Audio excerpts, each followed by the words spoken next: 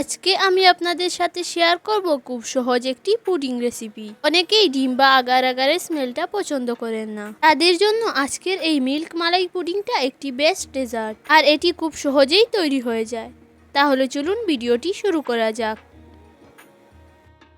Pudding বানানোর জন্য সবার প্রথমে আমি একটি পাত্রের মধ্যে নিয়ে নিয়েছি হাফ লিটার গরুর দুধ।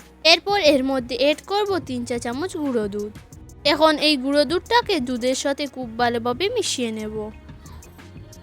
গুঁড়ো দুধ ভালোভাবে মিশানো হয়ে গেলে আমি এর মধ্যে এড করব 2 চা চামচ কাস্টার্ড পাউডার।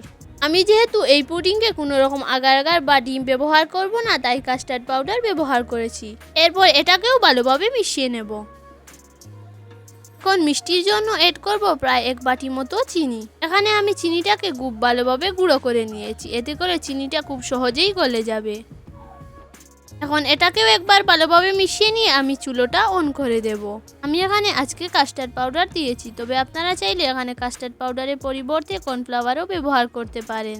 তবে কাস্টার্ড পাউডারটা দেওয়ার ফলে খুব সুন্দর একটি কালার ও গন্ধ আসে।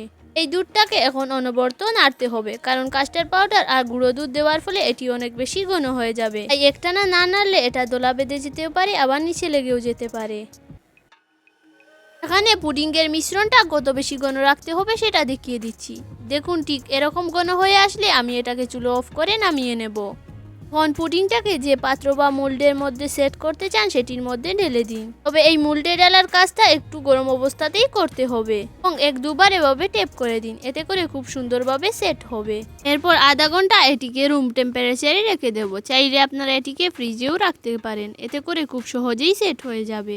আধা ঘন্টা রুম টেম্পারেচারে পুডিংটা রাখার ফলে দেখুন আমার পুডিংটা খুব সুন্দরভাবে সেট হয়ে গেছে। এখন এই পুডিংটাকে একটি প্লেটের মধ্যে আনমোল্ড করে নেব।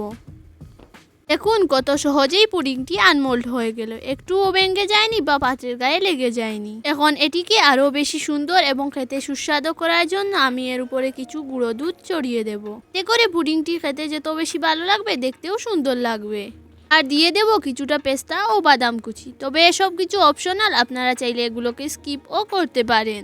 নিশ্চয়ই দেখতে পেলেন খুব সহজে আগার আগার এবং ডিম ছাড়াই পুডিং তৈরি হয়ে গেল। আপনারাও যদি ডিম ও আগার আগারের গন্ধ পছন্দ না করেন, তাহলে এরকম একটি পুডিং বানিয়ে নিতে পারেন।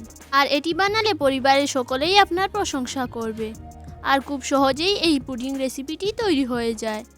আশা করছি আজকের এই সহজ পুডিং রেসিপিটি আপনাদের কাছে ভালো লেগেছে। আর ভালো লাগলে আমার চ্যানেলটি সাবস্ক্রাইব করে পাশের বেল আইকনটিও অন করে রাখবেন।